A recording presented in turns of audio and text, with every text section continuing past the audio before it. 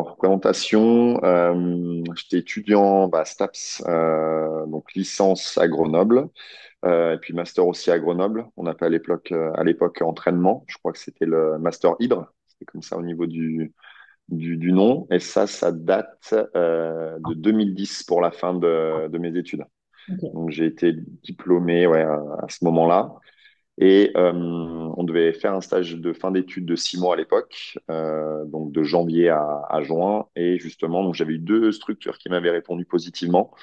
Une dans le sud de la France, où c'était plutôt basé sur on va dire, les programmes d'entraînement un peu à distance. Euh, et puis une autre, du coup, à Genève, où là, c'était plus une structure avec alors, des chiropraticiens, des physiothérapeutes, masseurs, et puis ils appelaient ça des préparateurs physiques à l'époque, mais qui avaient quand même des cursus universitaires, enfin, style STAPS, puisqu'il y avait un Belge et puis un Français qui venait aussi du sud de la France, qui avait fait STAPS. Et donc, moi, j'arrivais en tant que stagiaire. J'ai fait donc mes 6 mois là-bas. C'est là où j'ai validé mon master. Et puis après, ça, c'était fin juin.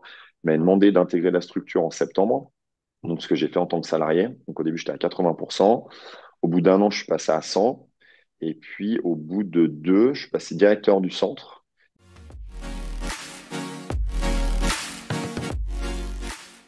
Donc, du coup, j'ai monté la structure qui s'appelle WePerf maintenant, mais au début, qui n'avait pas de nom. Et puis, on est parti pas mal dans les sports d'endurance, justement, donc depuis 2016 jusqu'à maintenant. Voilà. On a toute une partie, en fait, ce qu'on appelle personal training. Donc, quand on se déplace chez les gens à domicile, où j'ai gardé quand même un lien privilégié avec la structure où j'étais avant. Donc, j'ai la possibilité aussi d'aller dans le centre où je travaillais avant. Et puis, j'ai des séances avec aussi des privés. On a aussi des séances privées, par exemple, de course à pied qu'on peut faire en extérieur ou aussi de renforcement musculaire en extérieur. Donc ça, c'est vraiment la partie one-to-one avec les sportifs. On a une grosse partie, et ça, c'est vraiment on va dire, notre spécialité, c'est tout ce qui est suivi à distance. Donc typiquement, des marathoniens, des triathlètes, des trailers, des cyclistes. Mais ça peut aller aussi sur d'autres sports, même si on s'est beaucoup centré maintenant sur les sports d'endurance. Mais qui nous demandent des programmes à distance, donc avec les montres connectées, les applications, et puis nous demandent de les préparer pour leurs objectifs. On a toute une partie aussi groupe d'entraînement, donc un peu comme un club. Et typiquement, sur la semaine, on a 10 créneaux où en fait les sportifs peuvent se joindre à nous. Donc là, c'est quand même plus dans les sports d'endurance avec 3 créneaux natation, des créneaux en vélo, des créneaux en course à pied et en muscu. Et puis là, les gens ils viennent profiter un peu des séances en groupe. On a une partie aussi stage. Par exemple, on a fait quelques stages à Majorque justement pour le triathlon, dans le sud de la France pour le vélo, pour le trail. On a une partie société. Oh là, par exemple, les sociétés genevoises nous disent je veux préparer en gros mes collaborateurs pour le marathon de Genève au mois de mai. On aimerait un programme d'entraînement sur X semaines. Est-ce que un coach peut venir faire les séances en présentiel puis programmer, enfin envoyer un programme aussi à distance. Et puis après, on a tout aussi, mais ça c'est une partie un peu différente, c'est avec les tenues. Donc on a toute une partie avec des ventes de casquettes, on va dire, textile un peu plus technique pour aussi la com, mais où ça occupe pas mal de temps aussi voilà, pour qu'on puisse représenter tout ça. Ok. Donc, on n'a pas encore de ça, mais on loue. On loue des lignes d'eau, on loue des salles de muscu si on a besoin. Et puis après, donc la partie vraiment diète, donc toutes les questions en lien avec la diététique, c'est vrai que c'est elle qui gère. On a aussi une prep mentale.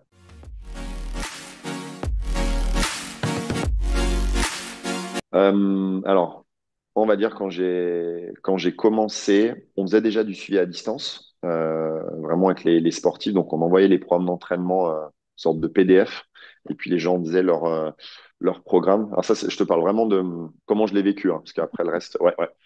Et donc, du coup, on envoyait un mail. Et puis, en gros, après, on savait pas trop si le sportif l'avait fait ou pas. Il nous disait juste, on demandait quand même un retour. Et puis, ça se faisait un petit peu comme ça. Et pas de calendrier d'entraînement, enfin, pardon, de cahier d'entraînement. Parce que nous, typiquement, ce sont des amateurs. Donc, on peut pas mettre tout ça en place. Et maintenant, en fait, typiquement, on utilise deux applications. où tout est connecté avec les téléphones ou les montres, enfin, et ou les montres. Et puis du coup, bah, c'est vachement plus efficace. Nous, on a vraiment des retours aussi qui se font facilement. Ça ne demande pas beaucoup de temps pour les sportifs de, bah, tu vois, de compléter des choses ou autres. Et puis nous, en fait, on a vraiment les infos, enfin, pour moi, qui sont utiles et intéressantes. Et concrètement, ouais, ça a été quand même bah, pour moi, toi, ça a été une grosse question. Comment choisir les applications par rapport aux besoins de mes sportifs, à ce que je pensais aussi utile. Donc ouais, ça a été un bon changement. Les montres connectées, avant, on avait, mais c'était pas aussi simple avec les téléphones.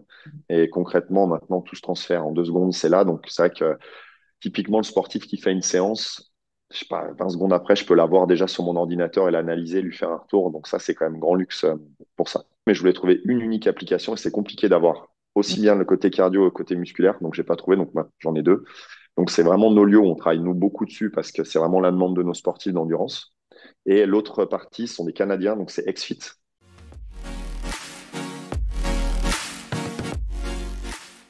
Ouais, nous c'est clair. En plus, voilà, nous, c'était un peu avant Covid. Donc, moi, j'avais déjà fait un petit peu tout ça avant, avec cette mise en place bah, à distance. Et puis, pendant le Covid, en plus, nous, on avait le problème de frontières. Donc, en tant que Français, c'était plus difficile de passer la frontière aussi. Donc typiquement, il y en a beaucoup qui se sont dit, mais comment on va faire, comment on va faire? Et nous, on avait déjà ça en place parce que c'est vrai que les séances privées, bah, c'était plus compliqué. Mais par contre, on avait enfin, toute cette mise en place d'applications et de Zoom aussi. C'est une grosse partie. Moi, la plupart de mon temps, je le passe devant l'ordinateur. Ouais. Donc du coup, ça analyser les séances, faire des retours et voilà. Donc ouais, clairement.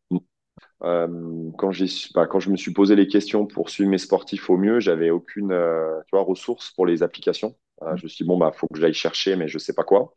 Après, c'était même tu vois, la formation entre guillemets sur ces applications, c'est que bah, eux vendent leurs produits, mais c'est quand même toi qui dois créer tes modèles de séance, quels paramètres tu vas choisir, tout ça. Donc, c'est des choses, bah, typiquement, quand on a un nouveau entraîneur qui vient, enfin, un nouvel entraîneur qui vient dans la structure, on doit le former là-dessus, mais en fait, nous, on n'est pas fort, on a juste par rapport à notre expérience, quoi. Donc, voilà, typiquement, ça, je pense, le choix des applications et après leurs utilisations. Parce que je pense pas, et j'utilise une petite partie de ce qu'elles sont capables de faire. Et voilà, donc oui, ouais, ouais, clairement.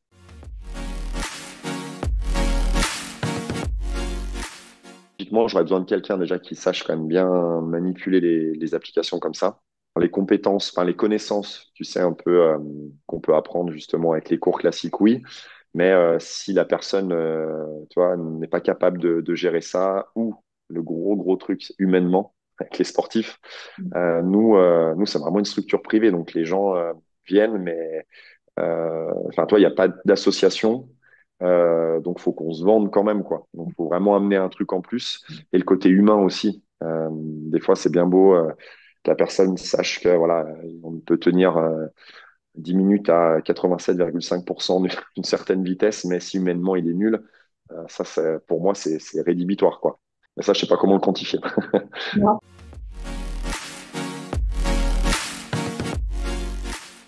Bah, ça, c'est une bonne question parce que tu vois, typiquement, moi, je me suis quand même orienté beaucoup sur les suivis à distance. Après, je me suis dit, c'est cool, mais humainement, il manque quelque chose. Donc, on a créé les groupes d'entraînement, on a créé les stages, on a créé les tenues, on a créé des regroupements après en dehors. Maintenant, avec l'intelligence artificielle, les programmes d'entraînement, comme je dis souvent, enfin, l'ordinateur est capable d'analyser beaucoup plus de données que moi, certainement de façon beaucoup plus juste et de leur cracher beaucoup plus vite. Et donc, il y a certaines applications qui le font automatiquement et à un prix beaucoup moins élevé que nos prestations à nous.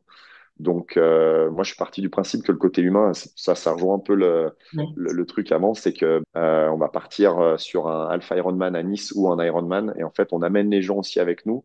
Bah, ça, une application peut pas le faire. Et je pense qu'il faut qu'on arrive, même si on propose toujours des programmes à distance, à créer aussi ça, ce côté un petit peu famille, communauté, voilà. Donc ça, je pense, c'est là où on peut se démarquer un petit peu parce que contre une application des fois gratuite ou très peu chère.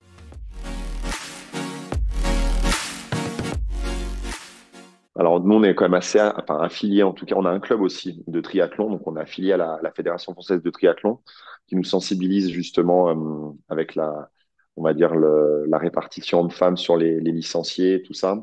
Nous, on est un peu hybride, hein. On est déjà sur 2 pays, on a une structure, on a autant de trailers, de coureurs, de triathlètes, donc c'est assez particulier.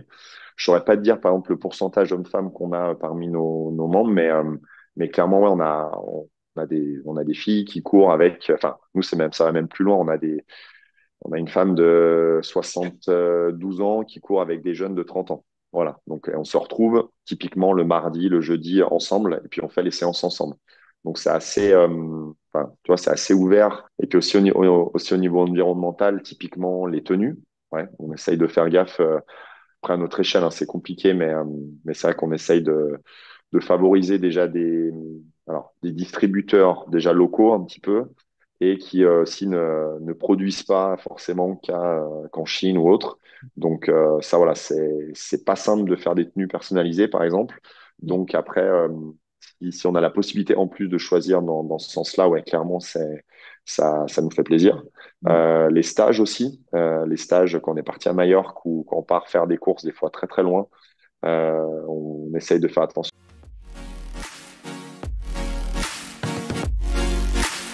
à ses compétences, mais en tout cas son œil là-dessus par rapport à ça, ouais.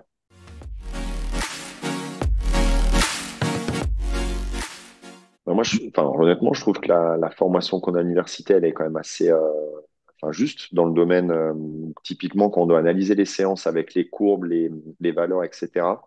On est quand même dans le juste par rapport à ce qu'on a pu apprendre. Après, je pense que, ouais, je dirais, il manque un peu le lien avec le terrain ou typiquement animer une séance ou être acteur un peu avec les sportifs, les écouter, leur répondre, ça paraît. Alors, c'est peut-être les soft skills, je sais pas si c'est ça, mais c'est vrai que ce côté-là, je trouve, waouh, ça, si t'as pas le contact un peu de façon innée, ouais, ça peut être compliqué.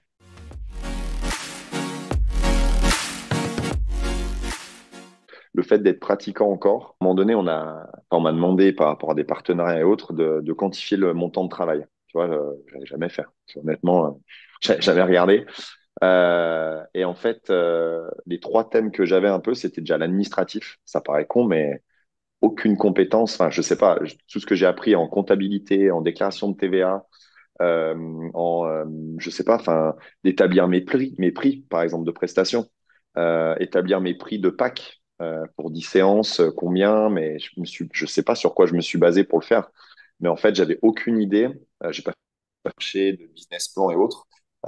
Mais ça, je pense que c'était un peu enfin, au sein de l'université, on avait fait des trucs comme ça, je pense. Mais enfin, ouais, établir tes prix par rapport à tes prestations, que ce soit rentable aussi pour toi, que ce soit aussi un équilibre de vie par rapport à tout le reste.